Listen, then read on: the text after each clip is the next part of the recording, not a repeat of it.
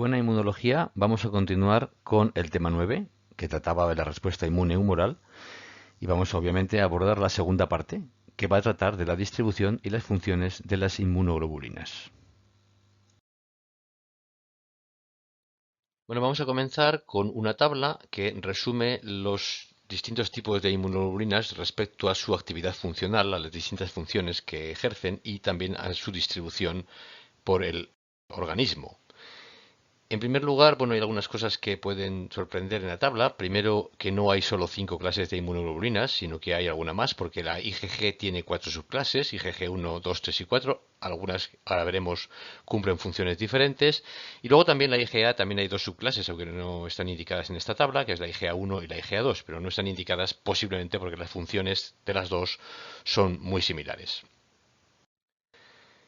Respecto a la actividad funcional, vemos que además de la neutralización, obsolización y activar el complemento que hemos visto antes, hay otras dos funciones que están aquí indicadas, que es la sensibilización a las células NK para que maten a otras células. Esta es una función que llevan a cabo las IgG1 y las IgG3. Es una función particular de acción de estas inmunoglobulinas sobre las NK que activan una función que se llama la citotoxicidad mediada por anticuerpos. Las células NK, ya veremos, son capaces de matar, digamos, de manera parecida a las células TCD8, matarán células infectadas por virus, pero también son capaces de matar cuando detectan anticuerpos unidos a células diana. En este caso son las Ig1 y las IgG3. También hay otro tipo de inmunoglobulinas que puede sensibilizar a los mastocitos, los mast cells que se llaman aquí, que son células que están bajo la piel y que van a mediar las reacciones alérgicas. Sobre todo son buenísimas para ello las IgE, que son las que median las reacciones alérgicas de tipo 1, que ya veremos más adelante en el curso, pero también las IgG1 y las IgG3 pueden activar un poquito a los mastocitos. Por supuesto, hay otras inmunoglobulinas que activan bien al complemento. La IgM es muy buena para activar el complemento. No es buena para neutralizar o para ozonizar, pero sí para activar el complemento. La IgG3 es también muy buena, pero vemos que no todas las IgGs son capaces de activar el complemento de la misma manera. Incluso hay algunas, como la IgG4, que no es capaz de activar el complemento en absoluto.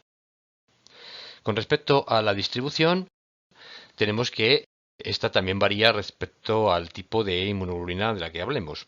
Por ejemplo, la IgA es muy buena, los dos tipos, la IgA1 y la IgA2, que pueden ser dímeros o monómeros. Tanto el IgGA1 como el IgGA2 pueden ser dímeros o monómeros, parecido a la IgM, que es un pentámero. En este caso sería solamente un dímero. Bueno, estas son muy buenas para atravesar el epitelio, de hecho son secretadas pues en las lágrimas, en el sudor, en el calostro de la leche.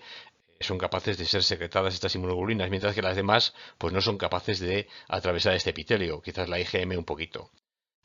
Transporte a través de la placenta, pues las IgGs, en general la Ig1 y la IgG3, son muy buenas para transportarse a través de la placenta. Esto quiere decir que estas inmunoglobulinas van a ser las encargadas de, digamos, transferir una inmunidad pasiva al feto.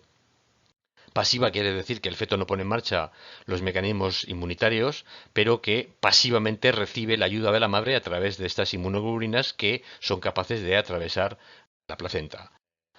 También distintos tipos de clases de inmunoglobulinas son capaces de salir de la sangre, difundir fuera de los vasos sanguíneos y claro, esto depende en gran medida del peso molecular. Las que son más pequeñas, como las IgGs o la IgA de tipo monomérico, son buenas para difundir a través de los vasos sanguíneos, en cambio la IgM, que es muy grande, pues no es capaz de hacer esto. Y la IgG tampoco en gran medida. Y aquí abajo lo que vemos son los niveles en miligramos por mililitro, que son normales en el suero en las personas, digamos, sanas y que no están sufriendo una infección en ese momento activa. Estas son las concentraciones y como vemos la IgG1 es la más elevada, la IgM es la segunda en importancia junto con la IgA. Dentro de las distintas clases de inmunoglobulinas, la IgA es quizás la más versátil, además de que, como dice el título de la diapositiva, es la más abundante en el lumen intestinal. Ahora explicaremos la importancia de esto.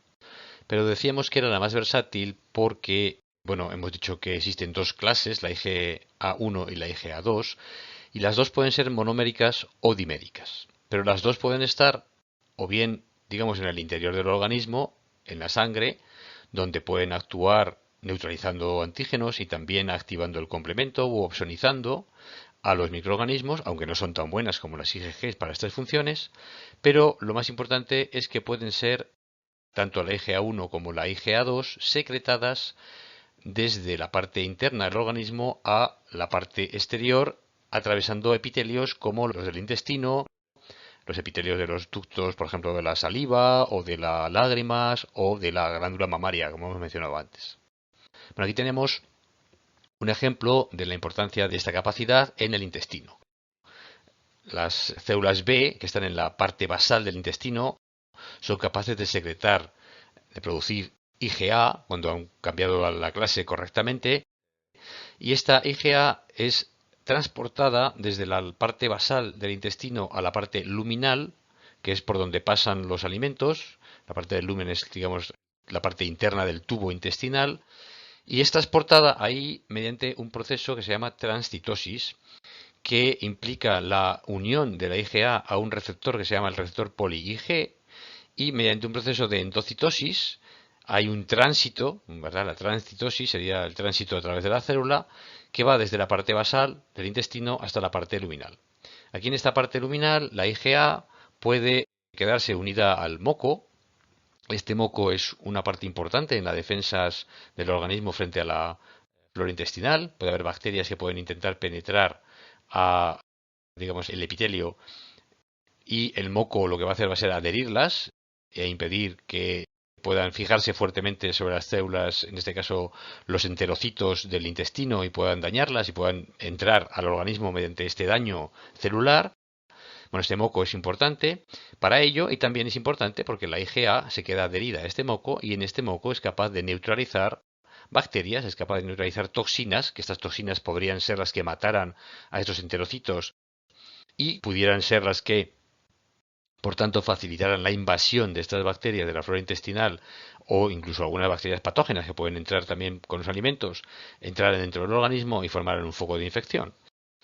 Con lo cual, esta IgA es una inmunoglobulina muy importante para neutralizar tanto toxinas como microorganismos, y gracias también a los movimientos peristálticos del intestino, esas bacterias van a salir, van a atravesar ese intestino y van a salir con las heces al exterior. Con lo cual se impide de esta manera que se puedan fijar a la superficie de los enterocitos. Esto, bueno, lleva a considerar la idea de que no solamente intervienen en la defensa, digamos, células propiamente consideradas del sistema inmune, como los linfocitos B, que secretan las IgA, sino también los enterocitos del intestino tienen que tener un mecanismo complejo de transcitosis que no estamos estudiando de manera, digamos, detallada, pero es toda una serie de procesos donde intervienen receptores, intervienen moléculas del citoesqueleto. La célula tiene que saber que esta es la parte basal, que esta es la parte luminal. El transporte tiene que ir en una dirección. Todo ese tipo de procesos son, digamos, complejos, y la célula tiene que funcionar bien. Si la célula no funciona bien, pues este proceso no tendría lugar, no tendríamos IgA en el exterior del intestino y no nos protegería, por tanto, de la invasión bacteriana o de la acción de las toxinas. Lo mismo, la secreción de moco es otro fenómeno que no depende de las células del sistema inmune, pero que depende de células particulares en el intestino que lo secretan. Por tanto, la idea es, la defensa es un hecho que es global, es un fenómeno global en el que intervienen todas las células del organismo o una gran parte de las células del organismo, no solo las células del sistema inmune. ¿De acuerdo? Bueno, pero como resumen, la importancia de que la IgA es la única capaz de ser activamente secretada desde el interior del organismo, donde es producida al exterior a través de las células epiteliales del intestino y también de otros tipos de tejidos, donde va a ejercer una función sobre todo de neutralización. La IgA no es la única proteína que puede ser transportada desde un sitio a otro, y la IgG es también otra proteína que puede serlo. Lo que pasa es que en este caso el transporte no es al exterior del intestino, sino a través de la placenta.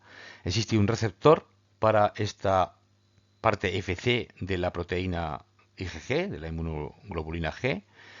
Este receptor se llama FcRn y es el que es encargado de captar a las IgG de la madre desde la sangre captarla y transportarlo a través de la placenta hasta la sangre fetal.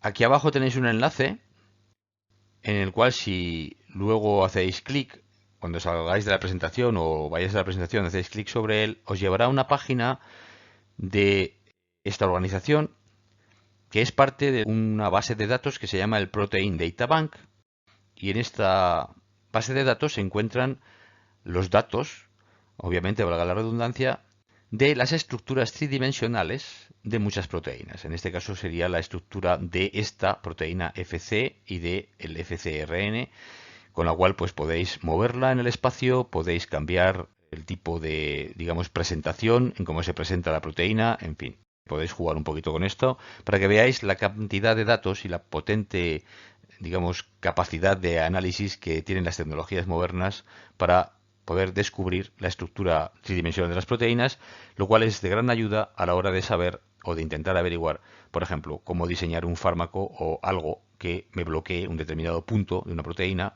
o el sitio activo de una enzima, por ejemplo, ¿no?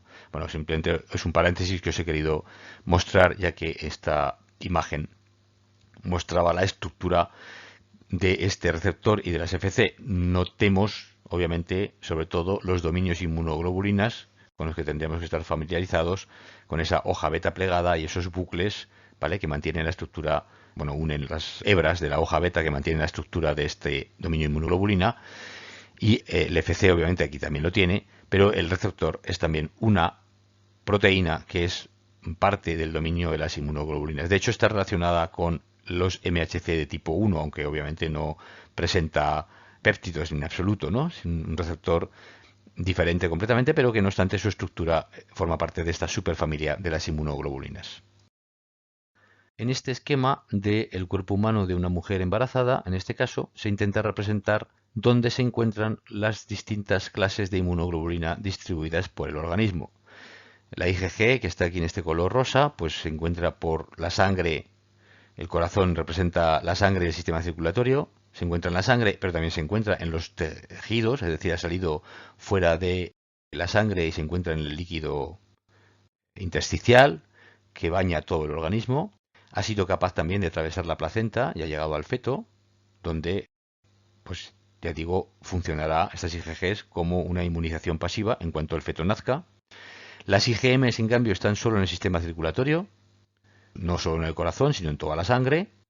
La IgA dimérica se encuentra en las mucosas, es decir, todas las superficies epiteliales que van a estar en contacto con el exterior, aunque estén dentro del organismo. Por ejemplo, los pulmones, que obviamente están en contacto con el aire exterior, el estómago, el intestino, etc.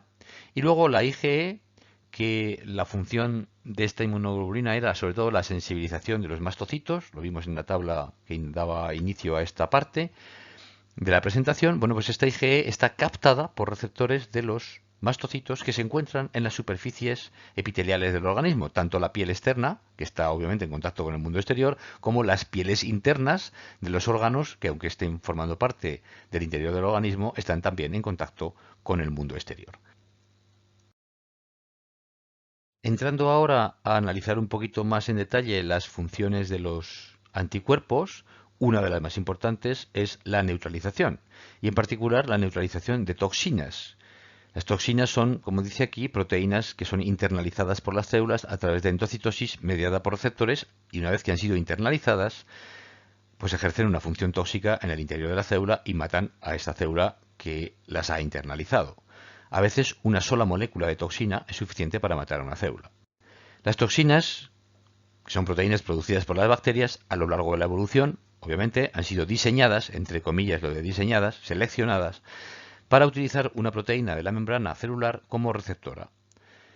Entonces, una parte de la toxina interacciona con este receptor y permite la endocitosis de la toxina entera, que está formada por dos subunidades. Una, que es la que se pega al receptor, y la otra, que está aquí representada por la bolita roja, que es la que va a ejercer la función tóxica y que la va a ejercer cuando sea liberada de la parte, digamos, que se enlaza al receptor y puede pasar al interior celular donde ejerce la función tóxica.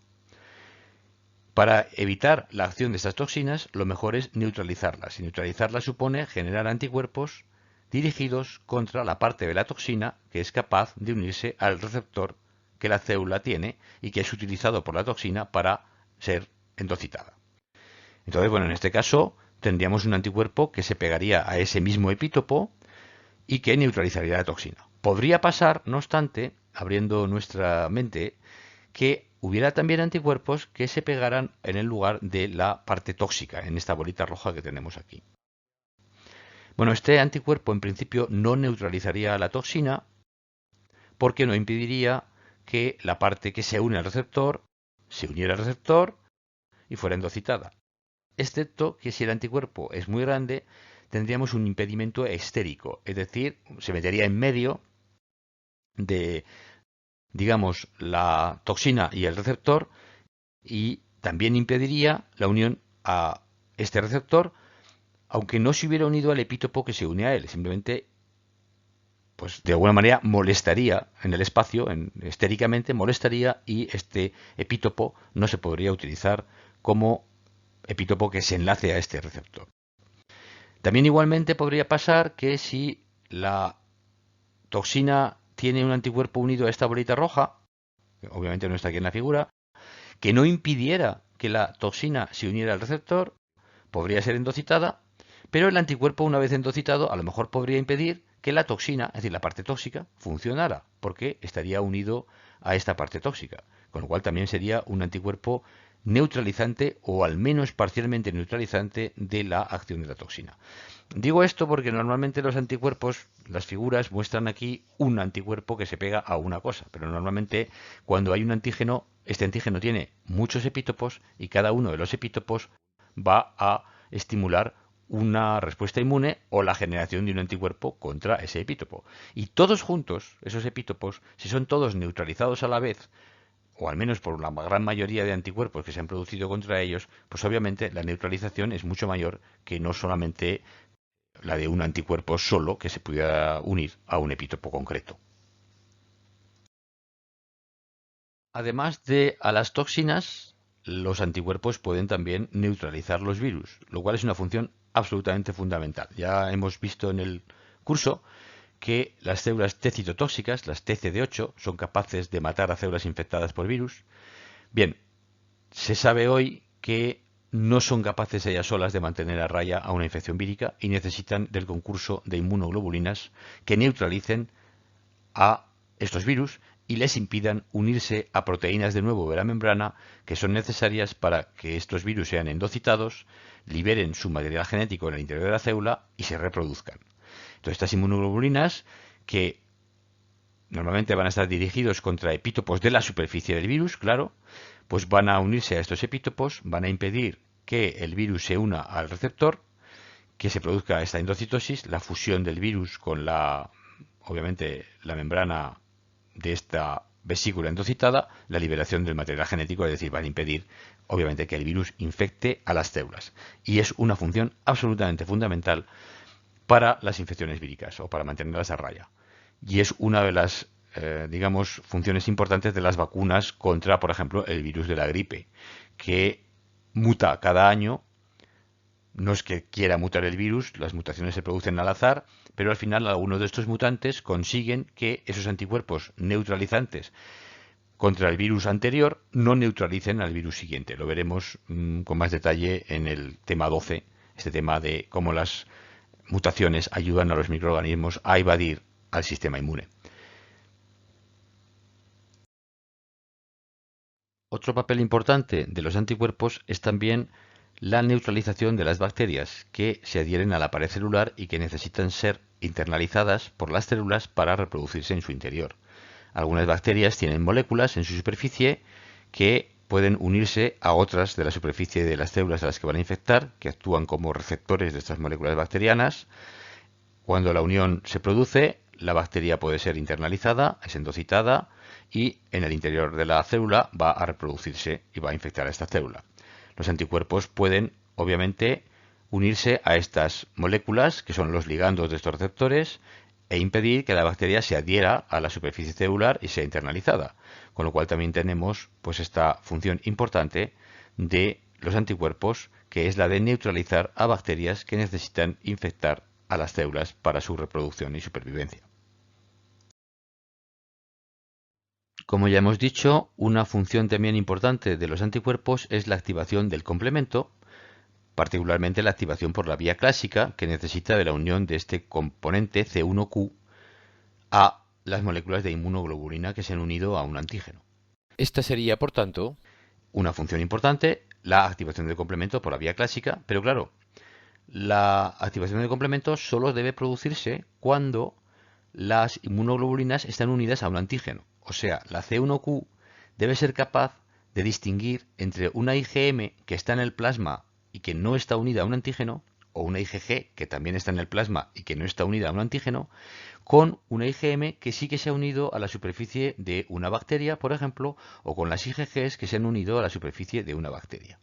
En el caso de la IgM, la C1q lo sabe porque cuando la IgM está en el suero y no está unida a un antígeno, tiene una forma plana, que está aquí indicada, una especie de una estrella plana. Pero cuando se une a la superficie de una bacteria, digamos que la parte de los brazos de la Y se dobla, deja de estar en formación plana, digamos que se agachan hacia el antígeno, y esto hace posible que haya una serie de sitios aquí que estaban ocultos en la IgM plana, no se podían, digamos, ver o no los podía detectar la C1q, que también estaba en el plasma y que por tanto podría haberse unido a la IgM, pero que no se une porque no ve estos sitios que ahora sí puede ver en la superficie de una bacteria que ha unido a esta IgM. Y esto activará a C1s, C1r y toda la cascada del complemento. Lo mismo sucede con las IgG, que también tienen que estar unidas, de modo que esta C1q pueda unirse al menos a dos de ellas para poder activar C1s y C1r. Y de nuevo estas IgG tienen que estar a una distancia de tal, digamos, dimensión que permita que efectivamente esta C1q, que tiene también sus dimensiones moleculares, se una a estas dos. Si las IgG están muy separadas, pues la C1q no se va a poder tampoco activar. Por eso la IgM es muy buena para activar el complemento, porque cuando se une está, digamos, en una conformación que permite la interacción perfecta con la C1q. En cambio, las IgG, pues dependiendo de cómo estén estos antígenos en la superficie de la bacteria, se van a pegar, digamos, de manera más irregular y va a ser más difícil que la C1q pues se active. No obstante, cuando hay suficiente IgG, al final siempre hay una buena cantidad de moléculas que se ha pegado al antígeno en una estructura que permite efectivamente la unión de C1q y la activación del complemento. Que esto que os acabo de contar es así, se ha podido ver hasta por microscopía electrónica. Aquí tenéis una fotografía de microscopía electrónica de una IgM en conformación plana, que no está unida a ningún antígeno, y aquí tenemos una IgM que está unida a una superficie bacteriana, algo que tiene la bacteria. Bueno, esta IgM está, como veis, doblada, tiene una forma de grapa aquí, que es lo que llamamos una grapa sin usar, obviamente. Y este cambio de conformación es el que posibilita, como hemos dicho, la unión de C1q y la activación del complemento.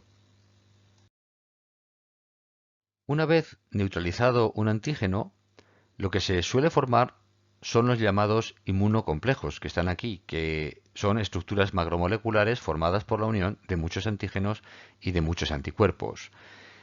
Tenemos que tener en cuenta que cada antígeno tiene varios epítopos que pueden unir, por tanto, a varios anticuerpos diferentes, y esta unión, aunque aquí solamente parece que hay uno solo, ¿verdad? Pero la unión de muchos antígenos con muchos anticuerpos forma esos complejos macromoleculares. Estos complejos macromoleculares, que son llamados inmunocomplejos, lo que hacen es activar el complemento y depositan sobre estos inmunocomplejos, obviamente, la parte C3b del complemento y los opsonizan. ¿De acuerdo? Esto sería la activación del complemento por la vía clásica. Esto hace que incluso la parte Fc de los anticuerpos, que podría ser captada por células fagocíticas que las detectan con sus receptores, como veremos luego en la siguiente parte de este tema, bueno, pues esta parte Fc puede estar también neutralizada o inhabilitada porque se ha pegado C3b a esta parte Fc y los receptores de esta parte no pueden reconocerla y no pueden fagocitar.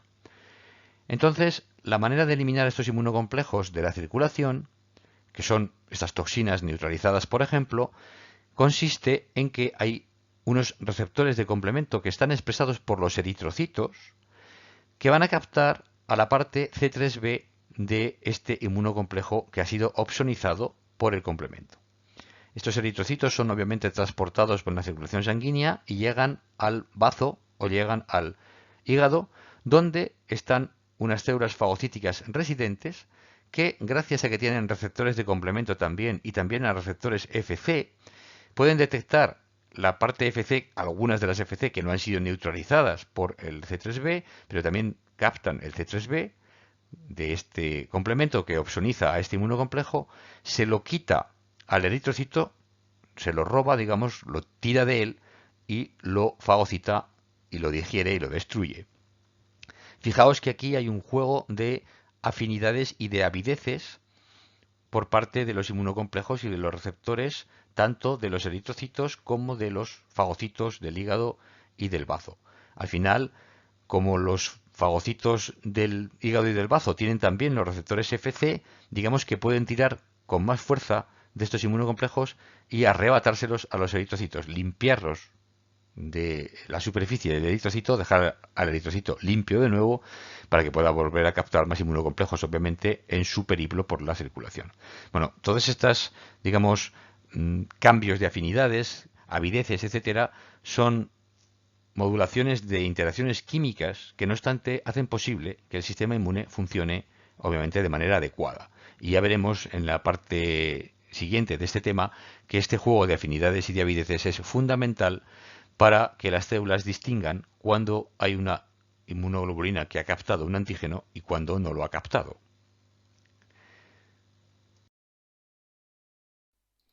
Con esto damos por terminada la segunda parte del tema 9.